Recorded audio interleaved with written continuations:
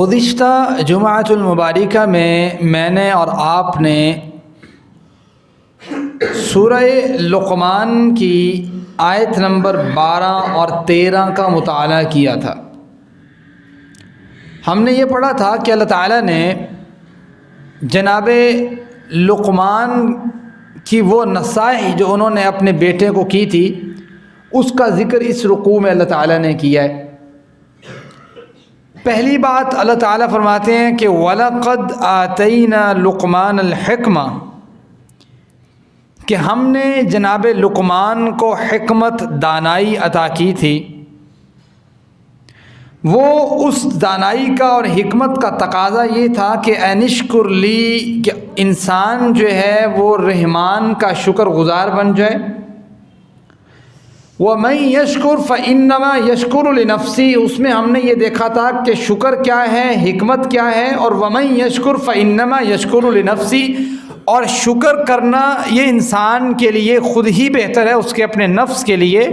وہ بھی ہم نے دیکھا تھا کہ کیسے بہتر ہے، اور کہا وَمَن كَفَرَ، جس نے شکر نہ کیا، فَإِنَّ اللَّهَ غَنِيٌّ حَمِيدٌ، وہ کوئی اللہ تعالیٰ کی کسی چیز کو وہ نیچا نہیں کر رہا، یا اللہ کی عزت میں کمی نہیں آ رہی ہے، اس کی بادشاہت میں کمی نہیں آ جانی۔ وہ رب تو بڑا غنی اور بڑا حمید ہے، اس کی بہت مخلوقات ہیں، انسان تو اس میں سے ایک مخلوق ہے چھوٹی سی۔ اور اسی کے ساتھ ہم نے دوسری آیت کی بھی کچھ پورشن کو دیکھا تھا کہ جس میں اللہ تعالیٰ فرماتے ہیں کہ وَإِذْ قَالَ لُقْمَانُ لِابْنِهِ، کہ جب جناب لقمان اپنے بیٹے سے کہہ رہے تھے، یہ نصیحت اور یہ نصائح آپ کے سامنے رکھنے کا ایک مقصد والد اور بیٹے کے آپس کے تعلق کو بتانا، اور پھر والد بحیثیت والد آپ کے اوپر اپنی اولاد کی تربیت کی کس طریقے کی ذمہ داری ہے، اور پھر تربیت کی ذمہ داری ہونے کے ساتھ ساتھ وہ تربیت کون سے عوامل پر مشتمل ہونی چاہیے، کیا آپ کو نصیحت کرنی ہے، اور کس بات پہ اپنے بچوں کے اوپر فوکس کرنا ہے۔ یہ تمام چیزیں اور یہ تمام اسباق ہمیں یہاں سے حاصل ہوں گے۔ اور پھر صرف والد اور بیٹے کی ہی آپس میں تعلق نہیں، بلکہ اپنی جو ذمہ داری ہیں والد ہونے کی حیثیت سے، وہ ذمہ داری ہم کتنی کو نبھا رہے ہیں، اور ایک جنرلی والد نہ بھی ہونے کی حیثیت سے ہماری جو ذمہ داری ہیں وہ ہم کس طریقے سے نبھا رہے ہیں۔ یہ تمام چیزیں اس کے اندر ہمیں شامل ہیں۔ اللہ تعالیٰ فرماتے ہیں کہ جناب لقمان نے کہا اپنے بیٹے سے، یا بنیا، اے میرے بیٹے، لا تشرک باللہ، پہلی نصیحت ہے، یعنی والد کی یہ بیٹے کو پہلی نصیحت ہے، لا تشرک باللہ، اللہ کے ساتھ کسی کو شریک نہ ٹھہرانا، یہ پہلی نصیحت ہے۔ پہلے تو یہ بات ہو رہی ہے کہ جناب لقمان کو ہم نے حکمت دی، حکمت کا تقاضا شکر ادا کیا جائے۔ شکر جو ہے وہ انسان کے اپنے نفس کے لیے ہے، کسی اور کے لیے نہیں ہے۔ جو ناشکری کرتا ہے وہ اللہ کا کچھ نہیں بگاڑتا۔ پہلے تو ایک اس طرح کی بات ہوئی، اب نصیحت اصل شروع ہو رہی ہے کہ جس میں جناب لقمان اپنے بیٹے سے کہہ رہے ہیں وَإِذْ قَالَ لُقْمَانُ لِابْنِهِ وَهُوَ يَعِظُهُ يَا بُنَيَّ لَا تُشْرِكْ بِاللَّهِ، اے میرے بیٹے اللہ کے ساتھ کسی کو شریک نہ ٹھہرانا۔ تو گویا اپنے بچوں کو توحید کی سمجھ دینا اور شرک سے بچنے کی ہر ممکن کوشش کرنا، یہ کسی بھی انسان کے بحیثیت والد ہونے کے سب سے پہلی ذمہ داری عائد ہوتی ہے۔ اور پھر آپ یہ دیکھیں کہ بھائی جس شخص کو خود نہیں پتا توحید کے متعلق، جس شخص کو خود نہیں پتا کہ شرک کیا ہے، وہ کیسے اپنے بچوں کی تربیت کی اس ذمہ داری کو نبھانے کے قابل ہوگا۔ تو معنی یہ نکلا کہ بچوں کی ذمہ داری تو سیکنڈری چیز بنی نا، دوسری چیز بنی۔ پہلے ہوئی اپنی ذمہ داری کہ آپ کو توحید بیسکس، توحید کے متعلق کم از کم اسلام میں رہتے ہوئے پتہ ہونا لازمی ہے۔ شرک کیا ہے پتہ ہو آپ کو۔ ایک شارٹ فارم میں آپ کے سامنے تھوڑا سا اس کا عکس رکھ دیتا ہوں، ایک الگ ایک مضمون ہے شرک اور توحید کا۔ دیکھیں عمومی طور پہ ہم شرک کی 3 جو ہیں وہ اقسام کو ڈسکس کرتے ہیں، وہی 3 اقسام کو آپ نے غور کرنا ہے اور دیکھنا ہے کہ ہم کہیں پہ پھنسے تو نہیں ہوئے۔ آئیے ذرا، شرک سب سے پہلے شرک فی الذات، پہلی قسم ہے شرک فی الذات کہ ذات میں شریک ٹھہرانا اللہ کی، اور دوسری قسم شرک کی کہ شرک فی الصفات اللہ کی صفات میں شریک ٹھہرانا، اور تیسری قسم شرک کی کہ شرک فی الحقوق یا شرک فی العبادہ کہ اللہ کی عبادت میں کسی کو شریک ٹھہرانا۔ یہ ساری چیز کی سمجھ دینا والد کی ذمہ داری ہے۔ اچھا، اب ذرا آئیں آپ کہ شرک فی الذات کیا ہے۔ دیکھیں، اہل یہود اور عیسائی مشرکین عرب، یہود کہتے تھے کہ عزیر اللہ کا بیٹا ہے، وَلِنَعُوذُ بِاللَّہ۔ عیسائی کہتے تھے کہ جناب عیسیٰ اللہ کے بیٹے ہیں، یا کچھ یہ کہتے ہیں کہ اللہ، اگر ہم تثلیث کے عقیدے کو دیکھتے ہیں تو اس میں وہ اس کو رب بنا دیتے ہیں۔ مشرکین عرب نے کہا کہ یہ فرشتے اللہ کی بیٹیاں ہیں۔ اسی طریقے سے کچھ مسلمان یا کچھ فلاسفر جو ہیں، انہوں نے کہا کہ یہ ہر چیز میں خدا ہے، ہر چیز سے خدا ہے، اور ہر چیز ایسی ہے، مطلب ہر بندے میں کر دیا کہ یہ سارے انسانیت اور سارے جانور اور سارے چرند پرند یہ خدا کا روپ ہے۔ یہ ہے شرک فی الذات۔ اللہ کہتے ہیں قرآن کریم میں، قل هو اللہ احد اللہ الصمد لم یلد ولم یولد ولم یکن له کفوا احد۔ سب سے زبردست صورت اگر فی الذات پہ موجود ہے تو صورت اخلاص ہے، جو کہتی ہے وہ رب صرف ایک تنہا ہے، یکتا ہے، اور اللہ الصمد لم یلد ولم یولد، نہ اس سے کچھ ہے نہ وہ کسی سے ہے، ولم یکن لہ کفوا احد۔ یہ شرک فی الذات ہے کہ انسان کے ذہن میں یہ ہو کہ وہ یہ بات کرے کہ یہ چیز رب ہے، یا رب نے کہ یا مطلب رب کی طرح ہے اس کی، جیسے ہندوؤں میں اس ٹائپ کا عقیدہ، اوتار کا عقیدہ جس طرح کہ یہ جو ہے نا، یہ رب کے روپ میں حاضر ہوا ہے۔ یہ جملہ سنتے ہوں گے آپ، یہ نا یہ تو میرے رب کے روپ میں حاضر ہو گیا ہے۔ یہ ہے شرک فی الذات۔ میں نہیں کہتا یہ معاشرے میں بہت زیادہ ہے شرک فی الذات، پھر بھی کسی نہ کسی حد تک نارمل ہے، لیکن ذرا آپ آگے آئیں۔ شرک فی الذات یہ چیز ہے۔ اس کے بعد آتا ہے شرک فی الصفات۔ صفات میں آپ کو یہ چیز سمجھ لینی چاہیے کہ ہم بھی سنتے ہیں، اللہ تعالیٰ کی قوت سماعت کا بھی ذکر کیا قرآن کریم نے۔ ان اللہ سمیع، اللہ تعالیٰ سننے والا ہے۔ ان اللہ علیم، اللہ تعالیٰ جاننے والا ہے۔ ٹھیک ہے، اللہ تعالیٰ نے ڈسکس کیا نا، اللہ تعالیٰ علیم ہے، اللہ تعالیٰ سمیع ہے، اللہ تعالیٰ بصیر ہے۔ دیکھتے ہم بھی ہیں، رب بھی دیکھتا ہے، سنتے ہم بھی ہیں، رب بھی سنتا ہے۔ بات سمجھتے ہیں؟ اسی طریقے سے ہاتھ ہمارے ہیں، اللہ فرماتے ہیں ید اللہ، اللہ کا ہاتھ، اور اسی طریقے سے اور بہت سی چیزیں۔ تو گویا اللہ تعالیٰ کی بہت سی صفات کو اللہ تعالیٰ نے ذکر کیا۔ بولتے ہیں ہم، قرآن کیا ہے؟ اللہ تعالیٰ کے الفاظ، ہمارے بھی الفاظ ہوتے ہیں، لیکن سوال یہ ہے کہ کیا ہمارے الفاظ، ہمارا بولنا، ہمارا سننا، ہمارا دیکھنا یہ اسی طرح ہے جیسے رب کا دیکھنا ہے؟ اگر کوئی شخص یہ ذہن میں رکھتا ہے کہ یہ اسی طرح ہے جس طرح رب کا ہے، تو وہ کسی شخص کے بارے میں بھی یہ بات کہتا ہے، تو گویا اس بندے نے شرک فی الصفات کیا ہے۔ اللہ ہر چیز جانتا ہے، آپ کے فلاں شخص بھی ہر چیز جانتا ہے، تو کیا ہے؟ شرک فی الصفات۔ اللہ عالم الغیب ہے، یہی بات ہے، آپ کہیں کوئی اور بھی عالم الغیب ہے، تو یہ شرک فی الصفات ہے۔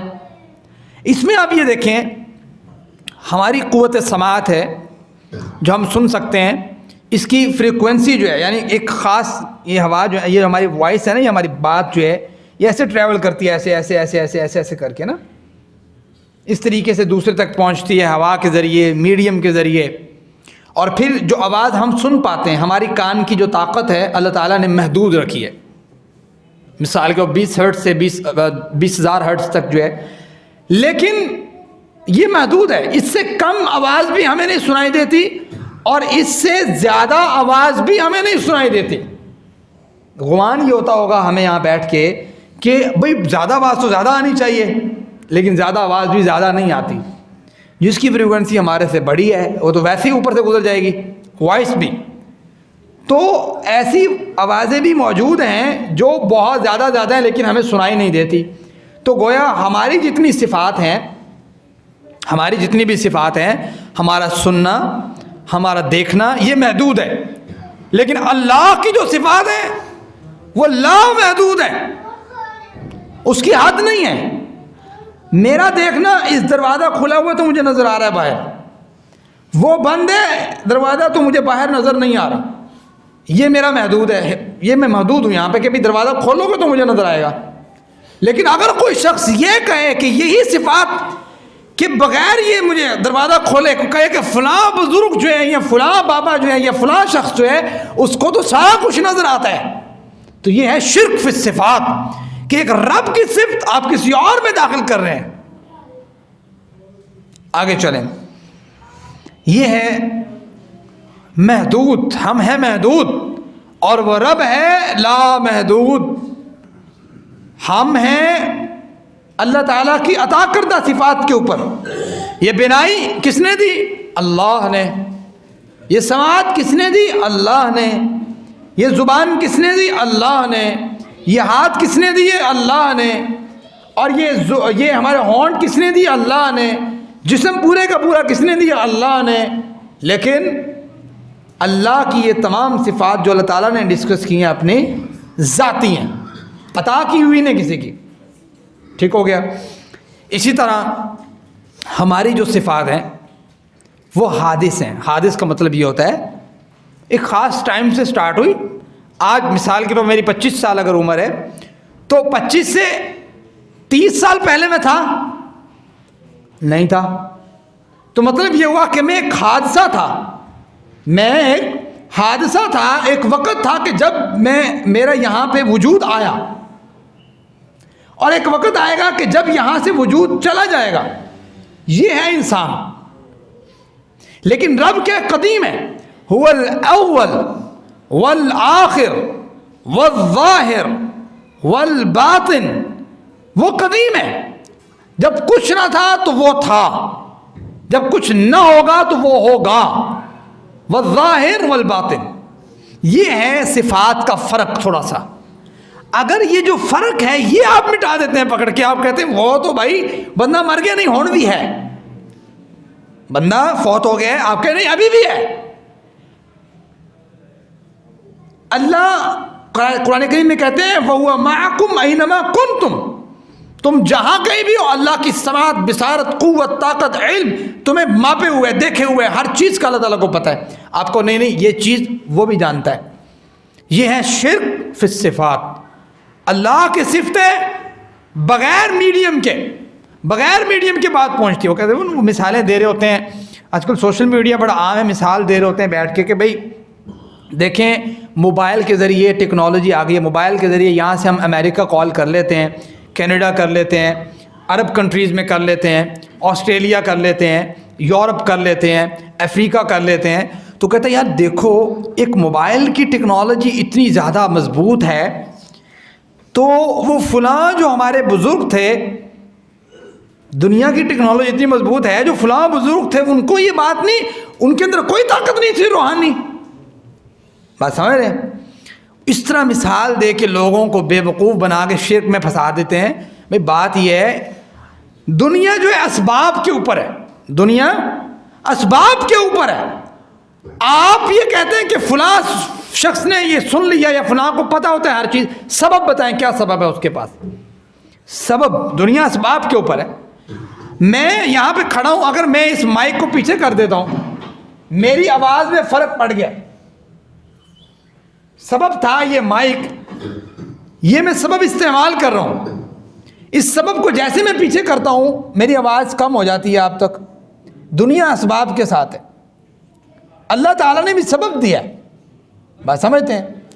اور آپ یہ کہتے ہیں کہ اللہ تعالیٰ نے جو ہے نا وہ سبب ڈال دیا فلاں شخص کے اندر. دلیل نہیں ہے ہمارے پاس. ہم خام خواہ ایسے کسی کے بارے میں کہیں کہ ہمیں جو بھی مشکل آئے تھے اس کے بعد سارے خزانے. اب اللہ تعالیٰ قرآن کریم میں کہتا ہے، اس کی صفت ہے، وہ کہتے ہیں اللہ تعالیٰ کہتے ہیں وَعِندَهُ مَفَاتِيحُ الْغَيْبِ لَا يَعْلَمُهَا إِلَّا هُوَ اور وَلِلَّهِ خَزَائِنُ السَّمَاوَاتِ وَالْأَرْضِ کہ آسمان و زمین کے خزانے میرے پاس ہیں. یہ صفت ہے اللہ کی. انسان کہتا ہے فلاں کے پاس بھی ہیں، اس کے پاس بھی ہیں، اس کے پاس بھی ہیں، اس بزرگ کے پاس ہیں، اس کے پاس ہیں، اس کے پاس وہ فلاں پیر، اس کے بیڑا غرق کر دیا مسلمانوں کی حالت کا بھی شرک نے. اتنی جو ہے نا وہ قرآن کریم کی صاف اور ستھری بات جو ہے کہ بھائی آپ کیا ہو گئے. اللہ کہتے ہیں خزانے میرے پاس ہیں، اللہ کہتے ہیں عالم الغیب میں ہوں، اللہ تعالیٰ کہتے ہیں اولاد میں دیتا ہوں، اللہ کہتے ہیں رزق میں دیتا ہوں، اور آپ کہتے ہیں نہیں نہیں نہیں فلاں بھی دیتا ہے. اس کے پاس جاؤ 5-10 دن رہو، وہ تعویذ لکھ کے دے گا، وہ فلاں لکھ کے دے گا، پھر وہاں پہ جا کے میں بیٹھوں گا، پھر اس کو میں کہوں گا، پھر 4-5 بوریاں اپنی طرف سے دے کے آؤں گا، 4-5 پیسے اس کو دے کے آؤں گا. جو بندہ آپ کے پیسے لے کے آپ کے پیسے لینے کے اوپر بیٹھا ہوا، لوگوں کے پیسوں سے اس کا اپنا گھر چل رہا ہو، آپ مجھے یہ بتائیں اس نے لوگوں کے خزانے کیا بھرنے ہیں اور لوگوں کو اولاد کیا دینی ہے؟ اپنے گھر بے شک اس کی اولاد نہ ہو. اصل میں انسان کا عقیدہ مضبوط ہونا چاہیے کہ قرآن کہتا ہے للہ ملک السماوات والارض، یہ اللہ کی صفت ہے. یہب لمن یشاء اناثا ویہب لمن یشاء الذکور، جس کو چاہتا ہے بیٹے دیتا ہے، جس کو چاہتا ہے بیٹیاں دیتا ہے. او یزوجہم ذکرانا و اناثا، جس کو چاہتا ہے اللہ بیٹے بھی دیتا ہے بیٹیاں بھی دیتا ہے، دونوں مکس اپ ہوتے ہیں. اور وَيَجْعَلُ مَن يَشَاءُ عَقِيمًا، قرآن کہتا ہے کہ اللہ جس کو چاہتا ہے بانج بنا دیتا ہے، سارے حکماں سے معجون کھا لے وہ، اور سارے ڈاکٹروں سے نبضیں پکڑا پکڑا کے تھک جائے، جس کی اولاد نہیں ہونی رب نے لکھ دی ہے. کہتا ہے یہ ایک سجدہ جسے تو گراں سمجھتا ہے 1000 سجدوں سے دیتا ہے آدمی کو نجات. اور ایک بندے کے پاس ایمان ہے، توحید ہے، تو وہ لاکھوں لوگوں کے پاس پیسہ لگانے کی بجائے ایک اللہ سے مانگے گا. اگر رب نے اس کے اوپر لکھ دیا تو مل کے رہے گا، پوری دنیا روک لے. اور پھر اگر اس کے لیے اللہ تعالیٰ نے روک دیا ہے پوری دنیا کہ نہیں دینا ہے دینا ہے دینا ہے، دے سکتے نہیں. یہ ہے شرک فی الصفات. رب کی ایک صفت ہے اولاد دینا، رب کی ایک صفت ہے رزق دینا، رب کی ایک صفت ہے کہ انسان کو فوقیت دینا، بڑھا دینا، اس کا مقام اعلیٰ کر دینا. رب کی ایک صفت ہے کہ خزانے اس کے پاس ہیں. رب کی صفت ہے کہ وہ ہر جگہ سے سن لیتا ہے. رب کی صفت ہے کہ وہ علم غیب کا مالک ہے. رب کی صفت ہے کہ اس کو بغیر اسباب کے پتہ ہے. سبب تو ہمیں ضرورت ہے نا، مجھے آپ کال کریں گے بتائیں گے کہ سعد بھائی میرے والد صاحب کی طبیعت خراب ہے تو مجھے پتہ لگے گا. آپ نہیں مجھے بتائیں گے تو میں الہام نہیں ہوتا میرے اوپر. الہام کی صورتحال تو نبی و انبیاء بھی ہوا کرتے تھے، اور نہ کسی اور بندے کے اوپر ہوتا ہے الہام، کہانی کرواتے ہیں. تو یہ چیز ہے اللہ کی صفات، جو رب کی صفات ہے اس کے ساتھ شریک ٹھہرانا، گویا یہ ہے شرک فی الصفات. آئیں ذرا آگے بڑھیں. ایک شرک ہے شرک فی الحقوق اور شرک فی العبادہ، ایک ہی چیز ہے. اس میں کیا ہوتا ہے کہ اللہ تعالیٰ کے لیے جو کام کرنا تھا عبادت، اس میں شریک ٹھہرا دینا. مثال کے طور پہ اطاعت کس کی کرنی چاہیے؟ اللہ کی. اطاعت کس کی کرنی چاہیے؟ اللہ کی. اب آپ کا دوست کہتا ہے سر یہ تھوڑی سی سگریٹ، یہ تھوڑا سا نشہ، یہ تھوڑی سی چرس، یہ تھوڑا سا فلاں، آپ کو یار نے کیا سی اس وجہ سے میں نے کر لیا ہے. والدین کہتے ہیں کہ بیٹا ہم چونکہ فلاں بزرگ کے پاس جاتے ہیں، وہیں سے اپنی منت اور حاجات کو پورا کرتے ہیں، آپ بھی بیٹا آ جایا کرو بزرگ کے پاس، فلاں کے پاس، اس کے پاس. جس طریقے سے ہندو کرتے ہیں کبھی پتھر کے پاس، کبھی شجر کے پاس، کبھی حجر کے پاس، تو آپ بھی ذرا کر لیا کریں تھوڑا بہت، کوئی پرابلم نہیں ہے. آپ کہتے تو چلو جی ابا جان نے کہا ہے مان لیتے ہیں. اطاعت کر رہے ہیں نا، والدین کی اطاعت ہو رہی ہے، دوستوں کی اطاعت ہو رہی ہے. یہ ہے اطاعت. اطاعت کس کی ہونی چاہیے؟ ایک اللہ کی. یہ حقوق، یہ حق کس کا اطاعت کا؟ قرآن کریم حدیث مبارکہ میں آتا ہے، اللہ تعالیٰ فرماتا ہے، اللہ کے رسول فرمانا کہ لا طاعت لمخلوق فی معصیت الخالق، کہ مخلوق کی اطاعت اللہ کی اطاعت کے مقابلے میں نہیں کی جائے گی.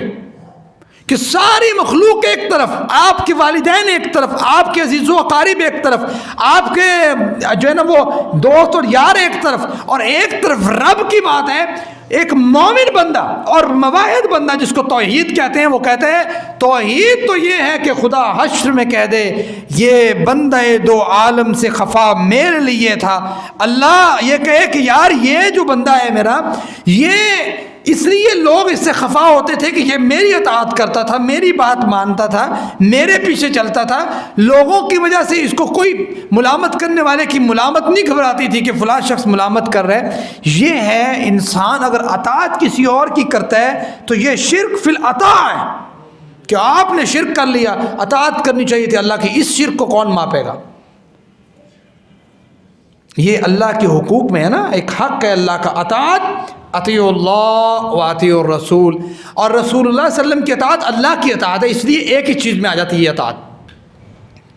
جیسے قرآن کریم میں اللہ تعالیٰ نے اللہ کے رسول صلی اللہ علیہ وسلم کے لیے اسپیشلی ڈسکس کیا ہے نا کہ اللہ کے رسول آپ ان کو کہو، یہاں حدیث مبارکہ میں بھی ہے کہ من اطاعنی فقد اطاع اللہ، جس نے میری اطاعت کی، اللہ کے رسول اس نے گویا اللہ کی اطاعت کی، کیونکہ اللہ کے رسول نمائندہ ہیں اللہ تعالیٰ کے، تو گویا اطاعت اصل کس کی ہے؟ اللہ کی. تو یہ چیز ہے کہ اگر آپ کہتے ہیں کہ بھائی میں، ابا جان کہتے ہیں چلو آج نماز نہ پڑھو، یار آپ کا کہتا ہے، دوست آپ کا کہتا ہے، فرینڈ آپ کا کہتا ہے، فرینڈ زون آپ کو کہتا ہے، اور کوئی نہیں بعد پڑھ لیں گے، بعد پتہ ہے آپ کو پڑھنی کسی نے نہیں ہے، نہ انہوں نے جماعت کروانی ہے، تو آپ نے اللہ کی اطاعت کو چھوڑ کے مخلوق کی اطاعت کی ہے، شرک کیا ہے. لا طاعت لمخلوق فی معصیۃ الخالق، یہ ہے شرک فی العطاء کہ آپ غیر اللہ کی اطاعت کرتے ہیں. آپ کہیں نہیں، بلاوا ہے رب کا تو اللہ کی بات سنی جائے گی، کسی مخلوق کی بات نہیں سنی جائے گی. آگے بڑھیں. اللہ تعالیٰ کا دوسرا حق ہے محبت. آپ کہتے ہیں محبت مجھے فلاں بندے سے یا فلاں بندی سے اللہ سے بھی بڑھ کے ہے، ٹھیک ہے، اور وہ کیسے شو ہوگی؟ وہ آپ کے عمل سے شو ہوگی، وہ آپ کا عمل بتائے گا، آپ کی زبان خالی نہیں بتائے گی. ایمان کس چیز کا نام ہے؟ اقرار باللسان، زبان سے اقرار، و تصدیق بالقلب، دل آپ کا مطمئن ہو، و عمل بالجوارح، آپ کا عمل آپ کی بات کا ساتھ دے، یہ ایمان ہے. محبت سب سے مضبوط کس کے ساتھ ہونی چاہیے؟ اللہ کے ساتھ. قرآن کریم میں اللہ تعالیٰ نے اسے بڑی ڈیٹیل کے ساتھ ڈسکس کیا ہے. مثال کے طور پر اللہ تعالیٰ کہتے ہیں اگر تمہیں تمہارے مال کی محبت، تمہاری اولاد کی محبت، تمہارے فلاں کی محبت، وہ ساری ایک آیت ہے، قل ان کان آباؤکم و ابناؤکم و ازواجکم و عشیرتکم، بیوی بھی لے کے آئے، رشتہ دار بھی لے کے آئے، ٹھیک ہے، مال بھی لے کے جو تم کماتے ہو، تجارت بھی لے کے آئے، ساری چیزیں اللہ تعالیٰ نے ڈسکس کی، تمہارا بینک بیلنس، یہ وہ سب چیزیں ڈسکس کر کے اللہ تعالیٰ نے کہا اگر یہ محبت اللہ کی محبت پہ غالب آ گئی تو فتربصوا حتی یاتی اللہ بامرہ، انتظار کرو، اللہ کا پھر حکم آئے گا، موت جب تمہیں آئے گی تو تم نے اللہ کا حق ادا نہیں کیا. اصل محبت، جس محبت پہ ساری محبتیں قربان کی جا سکتی ہیں، وہ صرف رب کی محبت ہے. آپ کو میں نے فلاں کی محبت میں آ کے نماز ترک کر دی، میں نے فلاں کی محبت میں آ کے، محبت تجارت کی محبت میں آ کے نماز ترک کرنا شرک نہیں ہے. تجارت کی محبت میں آ کے، دکان کی محبت میں آ کے نماز ترک کرنا شرک نہیں ہے. آپ کو اس کس شرک کی بات کر رہے ہیں؟ یہ بھی شرک ہے کہ محبت، آپ دیکھ رہے ہیں کہ آپ کی دکان کی محبت زیادہ ہے یا آپ کے رب کی محبت زیادہ ہے. اگر آپ نے اپنے تجارت کی محبت، رجال اللہ تلہیہم تجارت ولا بیع عن ذکر اللہ، اللہ کے جو بندے ہوتے ہیں رجال، ایسے بندے، لا تلہیہم تجارہ، ان کو تجارت، ولا بیع، نہ بیع، اللہ کے ذکر سے دور نہیں کر سکتی. اللہ تعالیٰ ان کی اسپیشلی سورہ نور کے اندر ایبلٹی، کوالٹی بیان کرتے ہیں کہ یہ اللہ کے بندے ہیں. مال کی محبت کی وجہ سے اللہ کے حق کو چھوڑ دینا، آپ کا عمل کیا کہتا ہے اس کے اوپر؟ آپ کا عمل تو یہی بتا رہا ہے کہ آپ کو مال سے زیادہ محبت ہے، اللہ سے کم محبت ہے. تو آپ زبان سے پھوکے دعوے کر لیں، جس طریقے سے اسٹیج پہ کھڑے ہو کے انسان کہتا ہے ہاں جی ہو گیا جی ہو گیا، جب عمل کی باری آتی ہے تو عمل کچھ نہیں ہے. تو اس لیے جناب علامہ اقبال نے اسپیشلی یہ بات اپنے اشعار میں اسے نقل کیا تھا کہ عمل سے زندگی بنتی ہے، جنت بھی جہنم بھی، یہ خاکی اپنی، یہ زمین شاید ایسے کر کے، یہ خاکی اپنی فطرت پہ نہ نوری ہے نہ ناری ہے، اس ٹائپ سے کچھ ہے. تو بات یہ ہے کہ انسان کا عمل اس کا اگر ساتھ نہ دے تو اس کی کوئی چیز اس کا ساتھ دینے کی ضرورت نہیں ہے. پھر زبان سے کیا نفاق ہے انسان کا. اللہ تعالیٰ قرآن کریم میں چیپٹر نمبر 28 میں سورہ الصف کی ورس نمبر 2 میں اللہ فرماتے ہیں یا ایھا الذین آمنوا لم تقولون ما لا تفعلون، کیوں ایسی بات کرتے ہو جو تمہارا عمل ہی نہیں ہے. کبر مقتن عند اللہ، اللہ کے ہاں سب سے بدترین بات یہ ہے کہ آپ کہتے کچھ ہو کرتے کچھ ہو۔ یہاں سے انسان کا پتہ لگتا ہے کہ اس کو محبت کتنی ہے اور توحید کتنی مضبوط ہے۔ یہ ہے شرک فی المحبت، کہ انسان کسی بھی چیز کی محبت میں آ کے اللہ کے حق پہ ڈاکہ مار دے، یہ ہے شرک، یہ ہے حقوق میں شرک کرنا۔ آگے بڑھیں، پھر اللہ تعالیٰ دعا کا معاملہ آتا ہے، شرک فی الدعا، حقوق میں ایک دعا ایک پورشن ہے۔ حدیث مبارکہ سنن ترمذی کی روایت ہے، الدعاء مخ العبادہ، الدعاء هو العبادہ، دو طرح کی حدیثیں ہیں دونوں ترمذی میں، کہ دعا ہی عبادت ہے۔ تو گویا دعا میں اگر آپ یہ کہتے ہیں، دعا میں آپ یہ کہتے ہیں کہ فلاں مجھے عطا کر دے اللہ کو چھوڑ کے، دعا میں اگر آپ یہ کہتے ہیں کسی بھی شخص کے بارے میں کہ فلاں مجھے عطا کر یا فلاں مجھے عنایت کر، یہ تیرے صدقے سے میں مانگتا ہوں، اللہ کسی ذات کا پابند نہیں ہے، اللہ کسی ذات کا پابند نہیں ہے، ایون اللہ نبیوں کا بھی پابند نہیں ہے۔ آپ کو پتہ ہے اس بات کا؟ اللہ کسی نبی کا، اپنی مخلوق کا کسی کا پابند نہیں ہے کہ مخلوق میں سے جو بندہ جو بات کر دے اللہ کو ماننا ہی ماننا ہے۔ یہ تو ہم ہے نا کہ ہم محبت میں آ کے پابند ہو جاتے ہیں، اللہ تعالیٰ پابند نہیں ہے۔ کیا آپ نے احادیث مبارکہ میں جناب ابراہیم کی اپنے والد کی سفارش قیامت کے دن کو نہیں پڑھا؟ آپ نے اللہ کے وسلم کا عبداللہ بن ابی کا جنازہ پڑھانا اور اس کو اپنا کرتا مبارک اتار کے پہنانا اور پھر اس کو اپنا لعاب مبارک اس کے منہ میں ڈالنا، پھر اس کے لیے 70 سے زیادہ مرتبہ اس کے لیے استغفار کرنا، پھر اللہ تعالیٰ کا یہ کہنا استغفر لہم او لا تستغفر لہم ان تستغفر لہم 70 مرہ فلن یغفر اللہ لہم۔ اللہ کے نبی اگرچہ آپ نے اس کا جنازہ پڑھایا، اگرچہ آپ نے اس کو لعاب مبارک اس کے منہ میں ڈالا، اگرچہ آپ نے اس کو اپنا کرتا اتار کے پہنایا، اپنے ہاتھوں سے دفنایا، اللہ نے اس کو معاف نہیں کرنا۔ اللہ کسی ذات کا پابند نہیں ہے۔ جب آپ یہ سوچ لیتے ہیں نا کہ اللہ معاف کرے گا، تو پاجی جڑی لٹریشن ہونی ہے نا وہ بڑی سخت ہے۔ یہ جس نے سوچ لیا کہ اللہ نے معاف کرنا ہے، اللہ تعالیٰ معاف کرنے والے کے ساتھ ساتھ، معافی کے ساتھ ساتھ اللہ تعالیٰ جبار اور قہار، اور اللہ نے عدل بھی کرنا ہے۔ یہ نہیں ہے کہ ساری کہانیاں تسی کرائی ہوں عدل اللہ تعالیٰ نے نہیں کرنا، تو کہ چلو کرو معاف، ایسا نہیں ہے۔ اللہ تعالیٰ خود بھی عادل ہے، اس نے کسی مخلوق کے اوپر یہ نہیں کرنا کہ انسان کی کوشش اور کاوش ہی نہیں تھی نیکی کے کام کے لیے، اس نے کوئی اچھا کام زندگی میں کرنے کی کوشش نہیں کی، اس کو ایسے معاف ہو جائے۔ اللہ تعالیٰ قرآن کریم میں کہتے ہیں لا تبدیل لکلمات اللہ، اللہ کے کلمات تبدیل نہیں ہوتے۔ یعنی اس کا مطلب یہ ہے کہ اللہ نے عدل کرنا ہے، یہ اللہ کے کلمات ہیں، اللہ نے عدل کرنا ہے، یہ اللہ کے کلمات، اور یہ تبدیل نہیں ہونے، عدل ہونا ہے انسان کے ساتھ۔ اس لیے خوف بھی ساتھ رکھیں، جس طریقے سے طمع رکھتے ہیں بڑی بڑی، اتنے بڑے بڑے گناہ کر کے ساتھ طمع ہوتی ہے ہماری، اسی جنت جانا ہے تو خوف بھی ساتھ رکھیں، چونکہ ایمان نام ان دونوں کے درمیان کی چیز کا ہے۔ یعنی جیسے آپ کہتے ہیں ٹرانزیشن سٹیٹ بولتے ہیں نا ایک لنگوسٹک میں، یعنی کہ اس طرح کہ جہاں پہ ایمان پیک پہ آتا ہے اس کے ساتھ ساتھ خوف بھی پیک پہ آ جاتا ہے، اوپر آ جاتا ہے۔ آپ جس جگہ پہ کھڑے ہو آپ کو خوف بھی ہو کہ کہیں میں پکڑا نہ جاؤں، اور آپ کے عمل اس کے مطابق آپ کا ساتھ دے رہے ہوں کہ آپ برائیوں کو ڈکریز کرتے جا رہے ہیں، کم کرتے جا رہے ہیں، اور اچھائیوں کو بڑھاتے جا رہے ہیں، اور اسی کے ساتھ ساتھ پیرلل میں آپ یہ بھی سوچ رہے ہوں کہ بھائی یہ نہیں ہے کہ میں خوف ہی کرتا ہوں کہ بھائی میں نے بس جہنم میں بچ جاؤں، ساتھ ساتھ طمع بھی ہو کہ اللہ میں جنت کا مہمان بننا چاہتا ہوں، میری دنیا کو بھی بہترین کر، آخرت کو بھی بہترین کر۔ یہ ہے خوف اور طمع کے درمیان ایمان کی کیفیت، یہ ہے ایمان۔ غلطی کہاں پہ ہے؟ غلطی یہ ہے کہ میں اور آپ جب غلطی کرتے ہیں نا، غلطی کرنے کے بعد جب کوئی بندہ سمجھاتا ہے اور بتاتا ہے تو ہمارا رویہ یہ ہوتا ہے کوئی نہیں اللہ معاف کرے گا۔ یہ رویہ نہیں ہونا چاہیے، تو رویہ ہی غلط ہے۔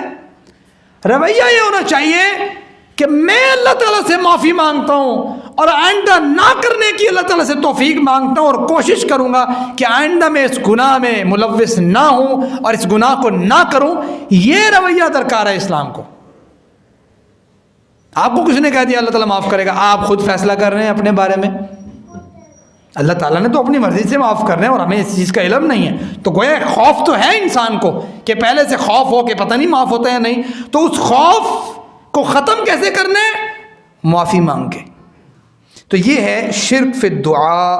اس کے بعد پھر آگے نیکسٹ چیزیں کافی ساری ہیں. شرک سے ریلیٹڈ 2 چیزیں ہیں اور پھر جناب لقمان کی آگے کچھ نصائح ہیں اپنے بیٹے کو. اس کی ڈیٹیل انشاءاللہ ہم اگلے جمعۃ المبارکہ میں دیکھیں گے. مالک سے دعا یہ اللہ مجھے اور آپ کو شرک کی سمجھ اور اس سے بچنے کی توفیق, توحید کی سمجھ, اس کے مطابق عمل کی توفیق دے. وما علینا الا البلاغ.